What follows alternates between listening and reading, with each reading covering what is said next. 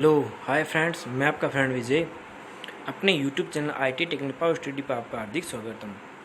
Friends, previous class में हमने AC circuit theory chapter किया था। आज की क्लास में फ्रेंड्स हम बेसिक इलेक्ट्रॉनिक्स वाला चैप्टर शुरू कर रहे हैं। अगर अभी तक आपने हमारे चैनल को सब्सक्राइब नहीं किया है तो चैनल को सब्सक्राइब कर लीजिए और हमारे लेटेस्ट वीडियो का आनंद लेते रहने के लिए सब्सक्राइब बटन के पास लगे बेल आइकन को जरूर दबाइए ताकि आपको हमारे नए वीडियो नोटिफिकेशन सबसे पहले मिल सके। तो फ्रेंड्स, शुरू करते हैं आज की क्लास। बेसिक इलेक्ट्रॉनिक्स यानी फ्रेंड्स, अगर समझा जाए बेसिक इलेक्ट्रॉनिक्स क्या होता है, सबसे पहले बात करते हैं। नाम से पता लग रहा है जैसे कि बेसिक इलेक्ट्रॉनिक्स यानी विज्ञान की वह शाखा जिसमें बाह्य बलों के प्रभाव के अंतर्गत इलेक्ट्रॉन और अन्य आवेश को क्या किया जाता है, अध्ययन किया जाता है। यानी विज्ञान की वह ब्रांच जिसमें क्या किया जाएगा, इलेक्ट्रॉन और अन्य आवेश को क्या किया जाता है, अध्ययन किया जाता है। यानी इलेक्ट्रॉनिक्स का मतलब क्या होता है कि इलेक्ट्रॉनों का अध्ययन। ठीक है, विज्ञान की वह शाखा जिसमें हम क्या करते हैं, इलेक्ट्रॉन है, उसके अलावा जो अन्य आवेश वाहक है यानी कि जिसमें इलेक्ट्रॉन या फिर बात कर सकते हैं हम धनावेश। ठीक है, इलेक्ट्रॉन और प्रोटॉन। ठीक है, इलेक्ट्रॉन और प्रोटॉन आवेश वाहक तो दो तरह की होते हैं, कौन कौन से, इलेक्ट्रॉन और प्रोटॉन होता है। ठीक है, तो इन सब का आपस में क्या करना, रिएक्शन की जो क्रिया होती है उनका अध्ययन करना, उसको फ्रेंड्स हम क्या बोलते हैं, इलेक्ट्रॉनिक्स बोलते हैं। ठीक है, तो उसी को हम क्या बोलते हैं, इलेक्ट्रॉनिक्स बोलते हैं। संपूर्ण इलेक्ट्रॉनिक्स का आधार क्या होता है, अर्धचालक पदार्थ होते हैं। जो पूरी इलेक्ट्रॉनिक्स है उसका जो बेस है वो क्या होता है, अर्धचालक पदार्थ होता है। मैं आगे आपको फ्रेंड्स बताऊंगा कि वैद्युतिक पदार्थों के बारे में, जिसमें हम पढ़ेंगे कि चालक, अर्धचालक, उचालक के बारे में, जिसके बारे में हम इसी वीडियो में देखेंगे। ठीक है, तो संपूर्ण इलेक्ट्रॉनिक्स का आधार क्या होता है, अर्धचालक पदार्थ होता है। अर्धचालक पदार्थ कौन से होते हैं तो उनके बारे में भी हम आगे देखेंगे। सबसे पहले हम बात कर लेते हैं वैद्युतिक अवयव कौन कौन से होते हैं। ठीक है, वैद्युतिक अवयव फ्रेंड्स दो तरह के होते हैं। पहला होता है पैसिव कंपोनेंट्स, दूसरा होता है एक्टिव कंपोनेंट्स। पैसिव कंपोनेंट यानी कि निष्क्रिय अवयव और दूसरा होता है सक्रिय अवयव। सबसे पहले हम बात कर लेते हैं निष्क्रिय अवयव यानी कि पैसिव कंपोनेंट्स के बारे में। पैसिव कंपोनेंट्स यानी कि निष्क्रिय अवयव, वे अवयव जिनके पास खुद की कोई एनर्जी नहीं होती, यानी कि वे निष्क्रिय अवयव के पास खुद की कोई एनर्जी नहीं होती। निष्क्रिय यानी कि खुद के पास इनकी कोई एनर्जी नहीं होती। ठीक है, ये अवयव क्या करते हैं, ओम और किरचॉफ की नियम का पालन करते हैं। यानी ओम का नियम फ्रेंड्स मेरे हिसाब से आप सभी को पता है, ओम का नियम क्या है, वोल्टेज समानुपाती होता है करंट के। और किरचॉफ ने दो नियम दिए थे, कौन कौन से, वोल्टेज का नियम और करंट का नियम। ठीक है, तो निष्क्रिय अवयव जो होते हैं वो ओम और किरचॉफ दोनों के नियमों का पालन करते हैं। ठीक है, निष्क्रिय अवयव क्या करते हैं, ऊर्जा को स्टोर करने का काम करते हैं। निष्क्रिय अवयव जो होते हैं ऊर्जा को क्या करते हैं, स्टोर करने का काम करते हैं। ठीक है, अगर पूछ ले कि कौन से अवयव क्या करते हैं, ऊर्जा को स्टोर करते हैं, सक्रिय अवयव या निष्क्रिय अवयव। जो निष्क्रिय अवयव होते हैं वो क्या करते हैं, ऊर्जा को स्टोर करते हैं। जैसे मैं बात करता हूँ कैपेसिटर की, तो कैपेसिटर क्या एक तरह का निष्क्रिय अवयव है। कैपेसिटर क्या एक तरह का निष्क्रिय अवयव। कैपेसिटर क्या करते हैं, वोल्टेज की एनर्जी को ग्रहण करता है। मैंने आपको एसी सर्किट जब चैप्टर कराया था तो मैंने आपको बताया था कि जो प्रेरक होता है यानी कुंडली जो होती है वो करंट की एनर्जी को स्टोर करती है, और कैपेसिटर जो होता है वो वोल्टेज की एनर्जी को स्टोर यानी कि ग्रहण करता है। ठीक है, उसके अलावा हम ऐसा भी देखते हैं कि कैपेसिटर क्या करता है, आवेश को इकट्ठा करता है। ठीक है, तो वो क्या करता है, ऊर्जा को स्टोर करने का काम करता है। इन अवयवों का व्यवहार क्या होता है फ्रेंड्स, रेखिक होता है। जो निष्क्रिय अवयव होते हैं उनका व्यवहार कैसा होता है, रेखिक होता है। ठीक है, मैं फ्रेंड्स बात कर लेता हूँ यहाँ पर रेखिक अवयव की। इन अवयवों का व्यवहार रेखिक होता है। रेखिक का मतलब फ्रेंड्स यहाँ पर मतलब ये है कि सबसे पहले बात करें रेखिक का मतलब क्या होता है। रेखिक अवयव मतलब बात है कि इसमें मैंने आपको बताया कि ये क्या करते हैं, ओम और किरचॉफ के नियम का पालन करता है। यानी रेखिक अवयव वे अवयव होते हैं जिनमें हम क्या करें, वोल्टेज को कर बढ़ाए। यानी कि किसी सर्किट में अगर मैं क्या करूँ, करंट को बढ़ाऊँ तो मेरा वोल्टेज ही बढ़ेगा। ठीक है, तो वोल्टेज और करंट के बीच का जो अध्ययन होगा उनको हम क्या बोलते हैं, रेखिक अवयव बोलते हैं। नहीं, ठीक है, रेखिक बोलते हैं। यानी रेखिक यानी कि इसको फ्रेंड्स इंग्लिश में बोलते हैं लीनियर आरेख भी बोलते हैं। ठीक है, रेखिक अवयव की अगर मैं बात करूँ, रेखिक लीनियर की अगर मैं बात करूँ तो लीनियर डायग्राम मेरा कैसे बनता है, वोल्टेज और करंट के बीच अगर मैं ग्राफ बनाऊँ तो मेरा इस तरह का ग्राफ बनता है, यानी कि एक सीधी रेखा बनता है। हम फ्रेंड्स वोल्टेज और करंट के बीच का हम क्या देखते हैं, आरेख देखते हैं, तो इस तरह का सीधी रेखा बनता है। इसी को फ्रेंड्स हम क्या बोलते हैं, रेखिक बोलते हैं। ठीक है, जो निष्क्रिय अवयव होते हैं वो किस तरह की भांति व्यवहार करते हैं, रेखिक की भांति व्यवहार करते हैं। ठीक है, निष्क्रिय अवयव में क्या होता है, वोल्टेज किसके समानुपाती होता है, करंट के समानुपाती होता है। ठीक है, तभी तो ये क्या करता है, ओम के नियम का पालन करता है। इसी को फ्रेंड्स हम क्या बोलते हैं, रेखिक बोलते हैं। ठीक है, अब इन अवयव का हम उदाहरण के बारे में देख लेते हैं, कौन कौन से उदाहरण होते हैं। तो प्रतिरोध, संधायित्र और प्रेरक, ये तीनों क्या है, निष्क्रिय अवयव यानी कि पैसिव कंपोनेंट्स है। ठीक है, पैसिव कंपोनेंट्स यानी कि निष्क्रिय अवयव। प्रतिरोध, संधायित्र, प्रेरक यानी कि प्रतिरोध यानी कि रजिस्टर, संधायित्र यानी कि कैपेसिटर, प्रेरक यानी कि इंडक्टर, ये तीनों क्या होते हैं, निष्क्रिय अवयव होते हैं। अब नेक्स्ट हम बात कर लेते हैं सक्रिय अवयव के बारे में। सक्रिय कंपोनेंट्स कौन से होते हैं। सक्रिय अवयव के पास क्या होती है, स्वयं की ऊर्जा होती है। निष्क्रिय अवयव के पास खुद की कोई एनर्जी नहीं होती। खुद की एनर्जी का मतलब फ्रेंड्स ये होता है कि जैसे मैं बात करूँ सक्रिय अवयव में कौन से उदाहरण होते हैं, तो आते हैं डायोड, ट्रांजिस्टर। इनमें मैं आपको आगे बताऊंगा जब डायोड वाला इसमें हम देखेंगे आगे इसी चैप्टर में कि डायोड जो होता है, डायोड का एक क्या होता है, पोटेंशियल बैरियर होता है, यानी कि जिसको हम बोलते हैं विभव प्राचीर। तो जैसे मैं बात करूँ सिलिकॉन जो डायोड होता है वो 0.3 वोल्ट से क्या होता है, ऊपर ऑपरेटेड होता है। ठीक है, और जर्मेनियम जो होता है वो 0.7 से ऑपरेट होता है। तो इनके पास क्या होती है, एक तरह की खुद की ऊर्जा होती है। ये क्या करते हैं, ऊर्जा को क्या करते हैं, स्टोर नहीं करते, लेकिन ऊर्जा को क्या करते हैं, ये ऊर्जा को स्टोर नहीं करते लेकिन ऊर्जा को बढ़ाने का काम जरूर करते हैं। ठीक है, ठीक है, जो सक्रिय अवयव होते हैं इनके पास क्या होती है, स्वयं की ऊर्जा होती है, यानी सक्रिय यानी कि खुद की ऊर्जा होना। इन अवयव के पास क्या होती है, स्वयं की ऊर्जा होती है।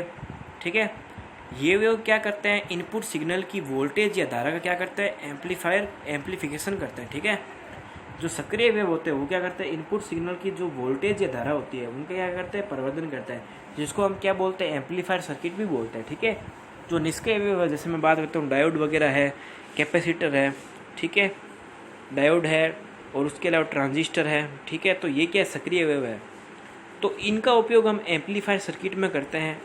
ठीक है, ये क्या करते हैं, वोल्टेज और करंट का क्या करते हैं, एम्पलीफिकेशन करने में काम होता है। ठीक है, जो सक्रिय अवयव होते हैं वो क्या करते हैं, ऊर्जा को उत्पन्न करने का काम करते हैं। ठीक है, निष्क्रिय अवयव क्या होता है फ्रेंड्स, निष्क्रिय अवयव क्या करते हैं, ऊर्जा को स्टोर करने का काम करता है, लेकिन ये अवयव जो होते हैं वो क्या करते हैं, ऊर्जा को उत्पन्न करने का काम करते हैं। ठीक है, ये अवयव क्या करते हैं, ऊर्जा को उत्पन्न करने का काम करते हैं। अब इन अवयव का व्यवहार देख लेते हैं, तो इन अवयव का व्यवहार कैसा होता है, अरैखिक होता है।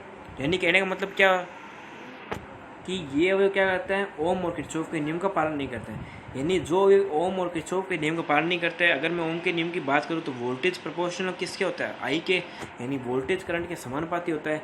लेकिन सक्रिय अवयव की बात करूँ तो उसमें वोल्टेज करंट के समानुपाती नहीं होता है। ठीक है, तो इसमें ओम के नियम का पालन नहीं होता, तो इसी को हम क्या बोलते हैं, अरैखिक अवयव बोलते हैं।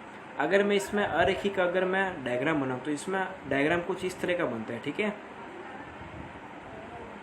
इस तरीके से कुछ ग्राफ बनता है जो डायोड के ग्राफ को भी बताता है। ठीक है, तो जो सक्रिय अवयव होते हैं उनका व्यवहार क्या होता है, अरैखिक। अरैखिक मतलब क्या होता है, जिसमें वोल्टेज करंट के समानुपाती नहीं हो। ठीक है, यानी कि इस तरह का ग्राफ बनता है, यानी कि सीधी रेखा में नहीं होना। ठीक है, अरैखिक यानी कि सीधी रेखा में नहीं बनना ग्राफ का। ठीक है, और रेखिक का मतलब ग्राफ एक सीधी रेखा में बनना। जैसे कि मैंने आपको सक्रिय निष्क्रिय में बताया था, तो उसमें ग्राफ किससे बन रहा था, एक सीधी रेखा में बना था। लेकिन इसमें ग्राफ क्या हो रहा है, पहले सीधा चल रहा है, उसके बाद क्या हो रहा है, एक सीधी रेखा में यानी कि ऊपर की तरफ खड़ा हो गया। ठीक है, जैसे से क्या बढ़ा है, वोल्टेज करंट का मान बढ़ा, तो ये क्या हुआ, अब ये क्या हो गया, एक तरफ सीधा चला गया। ठीक है, तो इसी को हम क्या बोलते हैं, नॉन लीनियर आरेख भी बोलते हैं। ठीक है, इसको हम क्या बोलते हैं, नॉन लीनियर यानी कि अरैखिक बोलते हैं। ठीक है, ये वो क्या करते हैं, ओम और किरचॉफ के नियम का पालन नहीं करते हैं। अब इसके फ्रेंड्स हम देख लेते हैं उदाहरण कौन कौन से होते हैं। तो इसके उदाहरण होता है डायोड, ट्रांजिस्टर और थायरिस्टर। थायरिस्टर को फ्रेंड्स हम क्या बोलते हैं, SCR। इसके क्या होता है फ्रेंड्स, ये एक तरह का डायोड ही होता है। ठीक है, जिसको हम क्या बोलते हैं, सिलिकॉन कंट्रोल रेक्टिफायर, इसी को हम क्या बोलते हैं, थायरिस्टर बोलते हैं। ठीक है, ट्रांजिस्टर क्या करता है, पावर का एम्पलीफिकेशन करने में काम आता है। पावर जैसे कि वोल्टेज और करंट हुई। डायोड क्या करता है, एसी को डीसी में कन्वर्ट करने का काम करता है। तो इन सब के बारे में हम आगे देखेंगे। ठीक है, आगे की नेक्स्ट क्लासों में। थायरिस्टर क्या होता है, SCR को थायरिस्टर बोलते हैं। ठीक है, तो ये तीनों जो अवयव होते हैं वो क्या होते हैं, सक्रिय अवयव होते हैं। अब नेक्स्ट फ्रेंड्स हम बात कर लेते हैं वैद्युतिक पदार्थों के बारे में। तो 3 तरह के वैद्युतिक पदार्थ है। कौन कौन से, पहला होता है चालक, अचालक यानी कि कंडक्टर, इंसुलेटर और अर्धचालक यानी कि सेमीकंडक्टर बोलते हैं इसको। ठीक है, अब हम बात कर लेते हैं कंडक्टर के बारे में। जिन पदार्थों में क्या होती है, धारा का प्रवाह आसानी से होता है। जिन पदार्थों में धारा का प्रवाह आसानी से होता है जिनको हम क्या बोलते हैं, चालक बोलते हैं। ठीक है,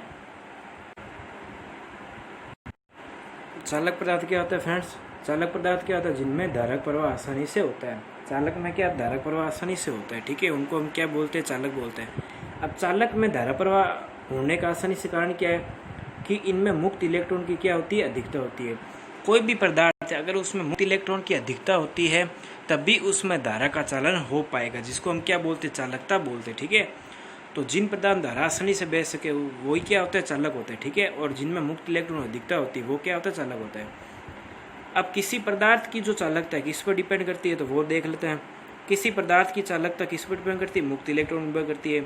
कि चालक में चालन बैंड और संयोजी बैंड के बीच का अंतर क्या होता है? बहुत कम। यानी कि आप ऐसे भी बोल सकते हैं कि चालन बैंड यानी कि कंडक्शन बैंड और संयोजी बैंड यानी कि वैलेंसी बैंड, इनके बीच का अंतर यानी कि एक दूसरे को ओवरलैप भी करते हैं, यानी कि अंतर बहुत कम होता है। अब फ्रेंड्स मैं आपको चालन बैंड और संयोजी बैंड के बारे में बता देता हूँ कि चालन बैंड और संयोजी बैंड क्या होता है, ठीक है। सबसे पहले हम चालन बैंड और संयोजी बैंड के बीच का डायग्राम देख लेते हैं, ठीक है। ये फ्रेंड्स आपको ऊपर दिख रहा होगा, ये क्या है? आपका ऊपर है चालन बैंड, जिसको हम क्या बोलते हैं? कंडक्शन बैंड बोलते हैं, ठीक है। कंडक्शन बैंड बोलते हैं इसको। और नीचे वाला क्या है? इसको हम बोलते हैं संयोजी बैंड यानी कि वैलेंसी बैंड बोलते हैं, ठीक है। इनके बीच का जो अंतर होता है ये आपको दिख रहा होगा लाइनें बनाई, इसको हम क्या बोलते हैं? ऊर्जा अंतराल, यानी कि इसको हम इंग्लिश में बोलते हैं एनर्जी गैप। चालन बैंड और संयोजी बैंड के बीच का अंतर क्या होता है? ऊर्जा अंतराल होता है, ठीक है। चालन बैंड और संयोजी बैंड के बीच का अंतर क्या कहलाता है? एनर्जी गैप कहलाता है। तो हम बात करते हैं चालक की। चालक में चालन बैंड और संयोजी बैंड के बीच का जो अंतर होता है वो क्या होता है? बहुत कम होता है। उसके अलावा मैं बात करूं कि फ्रेंड्स की संयोजी बैंड क्या मतलब होता है, कि संयोजी बैंड क्या चीज़ होती है। संयोजी बैंड का मतलब क्या होता है कि संयोजी बैंड में क्या होते हैं? मुक्त इलेक्ट्रॉन अधिक संख्या में पाए जाते हैं। संयोजी बैंड को आप ऐसे भी मान सकते हो कि बाह्यतम कक्षा के जो इलेक्ट्रॉन होते हैं, ठीक है, कोई परमाणु है उसकी बाह्यतम कक्षा के जो इलेक्ट्रॉन होते हैं उनको हम क्या बोलते हैं? संयोजी इलेक्ट्रॉन बोलते हैं। तो संयोजी बैंड में क्या पाए जाते हैं? मुक्त इलेक्ट्रॉन पाए जाते हैं, ठीक है। संयोजी बैंड में क्या पाए जाते हैं? मुक्त इलेक्ट्रॉन पाए जाते हैं। और चालन बैंड में क्या होता है? आई यानी कि धारा का क्या होता है? प्रवाह होता है, ठीक है। तो चालन बैंड में क्या होता है कि चालन बैंड में क्या होता है? धारा का चालन होता है। चालन बैंड में क्या होता है? धारा यानी कि आई का चालन होता है। और संयोजी बैंड में क्या होता है? मुक्त इलेक्ट्रॉन पाए जाते हैं, ठीक है। जो आपके जो मुक्त, अब इसमें पूछा जाता है कि ऊर्जा कहाँ से कहाँ प्रवाहित होती है, तो ऊर्जा इसमें संयोजी बैंड से चालन बैंड की ओर प्रवाहित होती है, ठीक है। ऊर्जा कहाँ से कहाँ प्रवाहित होती है? तो संयोजी बैंड से चालन बैंड की ओर ऊर्जा का क्या होता है? प्रभाव होता है। चालक पदार्थ में चालन बैंड और संयोजी बैंड के बीच का अंतर बहुत कम होता है, ठीक है।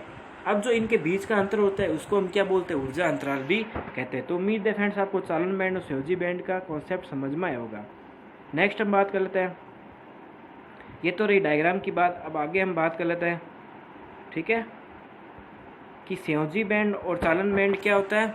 ऊर्जा स्तर को बताता है। ये मैंने आपको बताया था कि संयोजी बैंड जिसको हम क्या बोलते हैं? वैलेंसी बैंड, और चालन बैंड यानी कि कंडक्शन बैंड, ठीक है। चालन बैंड जिसमें क्या होता है? विद्युत धारा का चालन होता है। और संयोजी बैंड में क्या होता है? मुक्त इलेक्ट्रॉन पाए जाते हैं। और चालन बैंड में क्या होती है? धारा प्रवाहित होती है, ठीक है। धारा का क्या होता है? प्रवाह होता है, ठीक है। तो संयोजी बैंड में क्या पाए जाते हैं? मुक्त इलेक्ट्रॉन पाए जाते हैं। और चालन बैंड क्या बताते हैं? चालन बैंड में क्या होता है कि विद्युत धारा प्रवाहित होती है, ठीक है। तो ये दोनों किसको बताता है? एनर्जी लेवल को बताता है, ठीक है। संयोजी बैंड में क्या होता है? मुक्त इलेक्ट्रॉन होते हैं, ये मैंने आपको बताया था। और चालन बैंड में क्या होती है? विद्युत धारा प्रवाहित होती है। तो आपको एक चीज़ ध्यान रखनी है कि संयोजी बैंड में क्या होते हैं? मुक्त इलेक्ट्रॉन होते हैं। और चालन बैंड में क्या होती है? विद्युत धारा प्रवाहित होती है। अब नेक्स्ट हम बात कर लेते हैं कि चालन बैंड और संयोजी बैंड के मध्य का अंतराल क्या होता है? बहुत कम होता है। कि इसमें यहाँ पर बात हो रही है चालक की, ठीक है। चालक यानी कि कंडक्टर। कंडक्टर में क्या होता है कि चालन बैंड और संयोजी बैंड के बीच का अंतराल बहुत कम होता है। या फिर आप ऐसे भी बोल सकते हैं कि चालन बैंड और संयोजी बैंड एक दूसरे को क्या करते हैं? ओवरलैप, यानी कि एक दूसरे के ऊपर चढ़े होते हैं। यानी कहने का मतलब ये है कि इन दोनों के बीच का जो ऊर्जा अंतराल होता है, जिसमें क्या होती है कि इलेक्ट्रॉन एक स्थान से दूसरे स्थान पर प्रवाहित जो होता है, यानी कोई परमाणु है उससे निकलकर, परमाणु क्या है? परमाणु से निकल के क्या होता है? इलेक्ट्रॉन अपनी कक्षा को छोड़कर बाहर निकलता है, तो वो किसी दूसरे परमाणु से क्या करता है? संयोजन करता है, ठीक है। तो उसी से क्या होता है? धारा का चालन होता है, ठीक है। तो उसी से धारा का चालन होता है किसमें? कंडक्टर में। तो इसी को हम क्या बोलते हैं? ऊर्जा अंतराल बोलते हैं, ठीक है। तो ऊर्जा अंतराल को क्या करते हैं? मुक्त इलेक्ट्रॉन पार करते हैं, ठीक है। चालन बैंड और संयोजी बैंड के बीच में क्या होता है? अंतराल बहुत कम होता है। किसमें बात हो रही है? चालक की, ठीक है।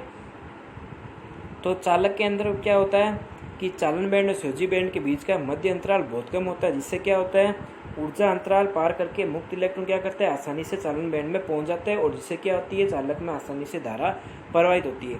तो मेन कॉन्सेप्ट फ्रेंड्स ये है इसका कि किसी चालक में धारा प्रवाहित क्यों होती है। पहला रीजन क्या है कि मुक्त इलेक्ट्रॉन की अधिकता होती है। दूसरा रीजन क्या है कि सहयोजी बैंड और चालन बैंड एक दूसरे को ओवरलैप करते हैं, या फिर ऐसे भी बोल सकते हैं कि दोनों के बीच का जो एनर्जी गैप होता है यानी कि ऊर्जा अंतराल होता है वो बहुत कम होता है। ठीक है, अब फ्रेंड्स हम बात कर लेते हैं कि इसके उदाहरण के बारे में कि चालक के उदाहरण कौन कौन से होते हैं। ठीक है, तो सबसे अधिक चालकता किसकी होती है, चांदी की होती है। तो ये क्वेश्चन बहुत बार पूछा गया एग्जाम में कि सर्वाधिक चालकता वाला पदार्थ कौन सा है, तो वो होता है चांदी। ठीक है, वैसे फ्रेंड्स सोना भी गिना जाता है, लेकिन सोने की हम कभी तार नहीं बनाते क्योंकि सोना बहुत कॉस्टली मटेरियल होती है। ठीक है, तो वैसे सर्वाधिक तो सोने की मान जाती है, लेकिन हमारे एग्जाम में हमेशा ऑप्शन चांदी का ही दिया होता है, तो हमेशा हमारे क्या करना है चांदी ही करना है। ठीक है, वैसे सोने की चालकता 100% मानी जाती है, और चांदी की लगभग 98 से 99%, और तांबे की लगभग 95 से 97% के आसपास तांबे की चालकता होती है। ठीक है, तो चांदी की चालकता सर्वाधिक होती है वो। ठीक है, अब चालकता का क्रम देख लेते हैं हम। एल्यूमिनियम की चालकता क्या होती है, सबसे कम होती है। तो एल्यूमिनियम की चालकता क्या होती है, तांबे से कम होती है। तांबे की चालकता किससे कम होती है, चांदी से। ये फ्रेंड्स अगर इसकी बात करें, ये क्या है, ये चालकता का क्रम है। किस क्रम में, ये है बढ़ते हुए क्रम में। ठीक है, इसको फ्रेंड्स हम बढ़ते हुए क्रम भी बोलते हैं। एग्जाम में कई बार कंपटीशन एग्जाम पूछा जाता है कि किसी पदार्थ में चालकता का क्रम बढ़ते हुए क्रम में बताए, तो बढ़ता हुआ क्रम कौन सा, एल्यूमिनियम में सबसे कम, तांबे में उससे ज़्यादा, और चांदी में उस सबसे ज़्यादा होती है। ठीक है, तो ये चालकता का क्या हुआ है, बढ़ता हुआ क्रम है। ये चालकता का क्या है, बढ़ता हुआ क्रम बोलते हैं इसको। ठीक है, अब ये फ्रेंड्स अगर आपको मैं इस चीन के बारे में बताऊं, ठीक है, तो इस चीन के बारे में मैंने आपको ऐसी थ्योरी में भी बताया था, जिन्होंने क्लास अटेंड नहीं की उनके बारे में बता देता हूँ इस चीन के बारे में। जिस साइड ये मुंह खुला होता है, यानी आपको ये मुंह खुला दिख रहा हो, जिस साइड ये मुंह खुला होता है, तो जिस साइड मुंह खुला होता है वो चीज़ क्या होती है, हमेशा बड़ी होती है। यानी कि इस साइड मुंह खुला, यानी तांबा किससे बड़ा है, एल्यूमिनियम से। और तांबे वाला जो एरो है ये इस साइड खुला, यानी चांदी से, यानी चांदी किससे बड़ी है, तांबे से। ठीक है, तो चांदी की चालकता तांबा से ज़्यादा है। तो ये कौन सा क्रम है, इसको फ्रेंड्स हम बोलते हैं बढ़ता हुआ क्रम बोलते हैं, या फिर इसको एक क्रम और बोलते हैं, आरोही क्रम भी बोल सकते हैं इसको। ठीक है, इसको हम क्या बोलते हैं, आरोही क्रम या फिर बढ़ता हुआ क्रम भी बोलते हैं। अगर अवरोही क्रम की बात पूछ रहे तो अवरोही क्रम में क्या हो जाता है, चांदी, तांबा और एल्यूमिनियम, ये क्या होगा, घटता हुआ क्रम। ठीक है, जिसको हम बोलते हैं अवरोही क्रम। ठीक है, तो ये कौन सा क्रम है, बढ़ता हुआ क्रम है। एल्यूमिनियम की चालकता तांबे से कम होती, तांबे की चालकता चांदी से कम होती। ठीक है, तो एल्यूमिनियम चालकता तांबे से कम होती, तांबे की चालकता चांदी से कम होती। तो सबसे ज़्यादा किसकी होती, चांदी की होती है। ठीक है फ्रेंड्स, तो उम्मीद है आपको अच्छे से ये कॉन्सेप्ट समझ में आएगा चालकता वाला।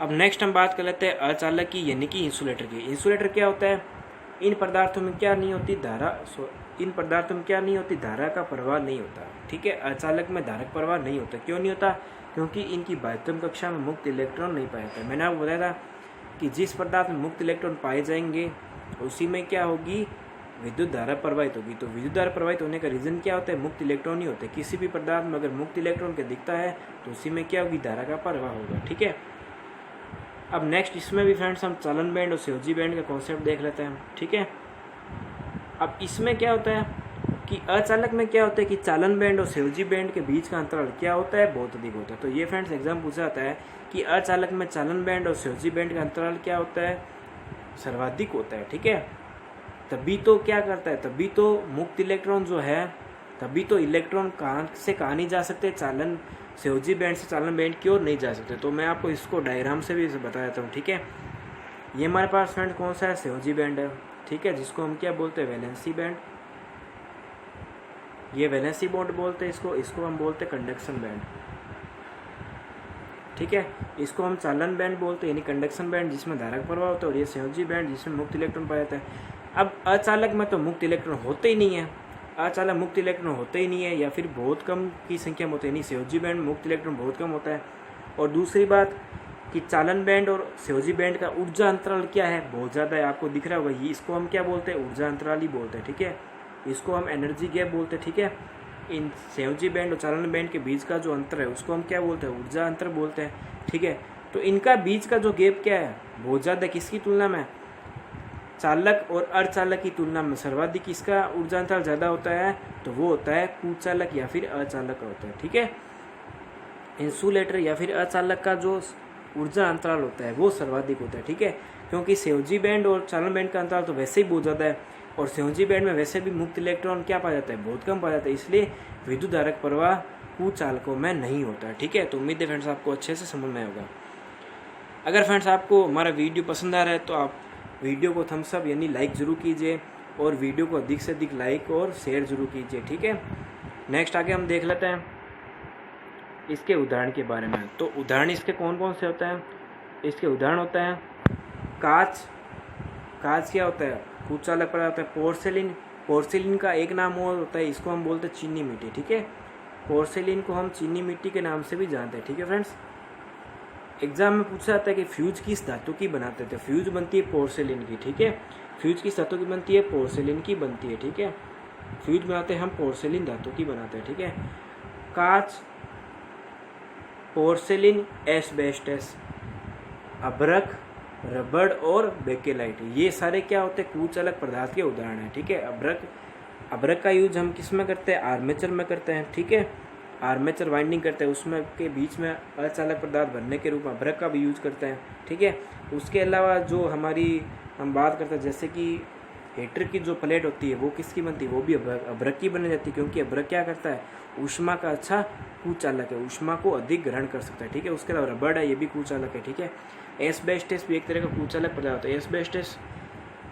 एस्बेस्टस का यूज किसमें किया जाता है, जो विद्युत की जो सामग्री होती है, यानी कि हमारे जो स्विच वगैरह होते हैं, फ्यूज होते हैं, वो एस्बेस्टस से बनाया जाता है। ठीक है, उसके अलावा जो बेकेलाइट होते हैं, बेकेलाइट से हमारे स्विच वगैरह बनाया जाता है। ठीक है, तो एस्बेस्टस क्या होती है, एक कुचालक पदार्थ होती है। ठीक है, नेक्स्ट हम बात कर लेते हैं फ्रेंड्स अर्धचालक पदार्थों के बारे में। अर्धचालक पदार्थ कौन से होते हैं, इन पदार्थों की चालकता क्या होती है, चालक से और कुचालक से दोनों के बीच की होती है, यानी कि अर्धचालक यानी कि दोनों के बीच का अंतराल। ठीक है, तो अर्धचालक की चालकता किसके मध्य की होती है, चालक और कुचालक के बीच, यानी कि अर्ध, यानी कि आपको नाम से पता चल रहा होगा, यानी सेमीकंडक्टर, यानी कि ये चालक और कुचालक के बीच का होता है। ठीक है, चालकता चालक और कुचालक के बीच की होती है। ठीक है, इनमें क्या होता है, मुक्त इलेक्ट्रॉन होते तो लेकिन कम मात्रा में होते। ठीक है, इनकी बाह्यतम कक्षा में अधिकतम इलेक्ट्रॉन की संख्या क्या होती है, 4 होती है, इसलिए हम क्या बोलते हैं, इनको चतुर्संयोजी यानी कि टेट्रावैलेंट एलिमेंट भी बोलते हैं। ठीक है, इनको हम क्या बोलते हैं, टेट्रावैलेंट यानी कि चतुर्संयोजी बोलते हैं। ठीक है, टेट्रावैलेंट बोलते हैं इसको। ठीक है, चतुर्संयोजी पदार्थ बोलते हैं। ठीक है, क्योंकि इनकी बाह्यतम कक्षा में जो इलेक्ट्रॉन की संख्या होती है वो कितनी होती है, 4 इलेक्ट्रॉन होती है। अब परम ताप यानी कि परम शून्य ताप पर ये किसकी भांति व्यवहार करता है, कुचालक की भांति व्यवहार करता है। या फिर ऐसे पूछा जा सकता है एग्जाम में कि परम शून्य ताप पर अर्धचालक किसकी भांति व्यवहार करते हैं, तो परम शून्य ताप पर अर्धचालक किसकी भांति व्यवहार करते हैं, कुचालक की भांति व्यवहार करते हैं। अब अर्धचालकों में जो ऊर्जा अंतर होता है वो क्या होता है, चालक से अधिक होता है। ठीक है, क्योंकि इनकी चालकता क्या होती है, चालक से क्या होती है, चालकता कम ही होती है और कुचालक से ज़्यादा होती है। लेकिन एनर्जी गैप जो होता है इनका, यानी कि ऊर्जा अंतराल होता है, वो क्या होता है, चालक से अधिक होता है। यानी कि एनर्जी गैप यानी कि दोनों के बीच का क्या होता है, ऊर्जा अंतराल। ठीक है, वो चालक से अधिक और क्या होता है, कुचालक से कम होता है। कुचालक में एनर्जी अंतराल क्या होता है, ज़्यादा होता है। ठीक है, कुचालक में जो एनर्जी गैप होता है वो क्या होता है, चालक से ज़्यादा होता है। ठीक है, तो इसमें जो ऊर्जा अंतराल है वो क्या होगा, चालक से अधिक होगा। हम बात करते हैं जैसे चालक पदार्थ में क्या होता है, एनर्जी गैप बहुत कम होता है या फिर ओवरलैप ही करता है। ठीक है, और कुचालक में क्या होता है, एनर्जी गैप बहुत अधिक मात्रा में हो जाता है। लेकिन अर्धचालक में क्या होता है, दोनों के बीच का होगा। ठीक है, इनके बीच में ऊर्जा अंतराल लगभग 1 इलेक्ट्रॉन वोल्ट माना जाता है। ठीक है, 1 इलेक्ट्रॉन वोल्ट ये ऊर्जा अंतराल का मापक है। ठीक है, ऊर्जा अंतराल इनके बीच का किसके मध्य का होता है, चालक और कुचालक के बीच का होता है। ठीक है, तो इसके बीच में ये हमारे पास में क्या है, संयोजी इलेक्ट्रॉन है और ये क्या चालन बैंड है। ठीक है, तो संयोजी बैंड से इलेक्ट्रॉन निकल के कहाँ जाएंगे, चालन बैंड में जाएंगे। कब जाएंगे, जब कुचालकों में क्या करेंगे, जब अर्धचालकों में हम क्या करेंगे, तापमान की वृद्धि करते हैं। जब अर्धचालकों में हम तापमान की वृद्धि करते हैं तो मुक्त इलेक्ट्रॉन कहाँ से कहाँ जाते हैं, संयोजी बैंड से चालन बैंड की ओर जाता है। ये बात हर चीज़ पर लागू होती है फ्रेंड्स। ठीक है, जब भी हम एनर्जी का मान बढ़ाते हैं, ठीक है, एनर्जी का मान यानी कि यहाँ पर विद्युत वाहक बल की बात हो रही, ठीक है। यहाँ पर एक बार मैं विद्युत वाहक बल की बात कर रहा हूँ, ठीक है। जब हम विद्युत वाहक बल का मान बढ़ाते हैं तो चालकों में भी ये चीज़ सेम होती, ठीक है। चालकों में भी संयोजी बैंड से निकलकर इलेक्ट्रॉन कहाँ प्रवेश करते हैं, चालन बैंड में प्रवेश करते हैं। लेकिन अर्धचालक में क्या होता है कि जब हम तापमान में वृद्धि करते हैं, क्योंकि हम क्या करते हैं फ्रेंड्स, अर्धचालकों को प्योरली रूप से यूज नहीं ले सकते, क्योंकि इनकी परम शून्य ताप पर यानी कि शुद्ध अवस्था में ये क्या करते हैं, कुचालक की भांति व्यवहार करते हैं, तो इनको प्योरली रूप से हम यूज नहीं कर सकते। नेक्स्ट क्लास में मैं आपको डायोड वगैरह के बारे में बताऊंगा, जब मैं इसके बारे में बताऊंगा और डिटेल से कि इनमें हम अनेक तरह की अशुद्धियाँ भी मिलाते हैं जिससे इनकी चालकता क्या कर सकते हैं, हम बढ़ा सकते हैं, ठीक है। तो तापमान जब वृद्धि करते हैं, जब हम तापमान को इंक्रीज करते हैं तो अर्धचालक की चालकता क्या होती है, हमेशा बढ़ती होती है। लेकिन फ्रेंड्स यहाँ पर अगर मैं बात करूँ चालक की यानी कंडक्टर की, अगर मैं बात करूँ चालक की, अगर मैं बात करूँ तो चालक में जब मैं क्या करता हूँ, तापमान में वृद्धि करता हूँ, ठीक है, तो मेरा जो चालकता जो होती है यानी कि जी जो होती है वो हमेशा कम होती है, ठीक है फ्रेंड्स, क्योंकि चालकों के लिए प्रतिरोध ताप गुणांक का मान हमेशा क्या होता है, धनात्मक होता है, ठीक है। और अर्धचालकों के लिए तापमान गुणांक का मान ये हमेशा क्या होता है, ऋणात्मक यानी कि नेगेटिव होता है, ठीक है। ताप गुणांक का मतलब फ्रेंड्स मतलब ये होता है कि कोई पदार्थ है उसके तापमान में अगर मैं क्या करूँ 1 डिग्री सेंटीग्रेड वृद्धि करूँ तो उसके तापमान में वृद्धि करने पर उसकी चालकता में जो होने वाला परिवर्तन है उसी को हम क्या बोलते हैं फ्रेंड्स, ताप गुणांक बोलते हैं, ठीक है। अगर मैंने कोई मेटल है उसमें क्या करी, तापमान की वृद्धि की, तो उसकी चालकता में जो परिवर्तन होता है उसी को फ्रेंड्स हम क्या बोलते हैं, ताप गुणांक बोलते हैं। तो चालकों के लिए ताप गुणांक मान क्या धनात्मक होता है, तभी हम क्या करते हैं कि चालक में जब हम टेम्परेचर इंक्रीज करते हैं, तापमान में वृद्धि करते हैं, तो इनकी चालकता में क्या होती है, कमी होती है, ठीक है, हमेशा। और जब मैं बात करता हूँ अर्धचालक की, जब मैं बात करता हूँ अर्धचालक की, तो अर्धचालक में जब मैं टेम्परेचर को जब इंक्रीज करता हूँ, अर्धचालक में जब मैं तापमान वृद्धि करता हूँ, तो चालकता यानी कि जी हमेशा कम होती है, क्योंकि इनके लिए ताप गुणांक का मान नेगेटिव होता है, ठीक है, नेगेटिव होता है ताप गुणांक मान, ठीक है। तो फ्रेंड्स आज की क्लास को यहीं समाप्त करते हैं, मिलते हैं नेक्स्ट वीडियो में। अगर आपको हमारी वीडियो पसंद आया हो तो वीडियो को लाइक ज़रूर कीजिए और अधिक से अधिक शेयर कीजिए। तो फ्रेंड्स मिलते हैं नेक्स्ट वीडियो में, तब तक के लिए जय हिंद, जय भारत।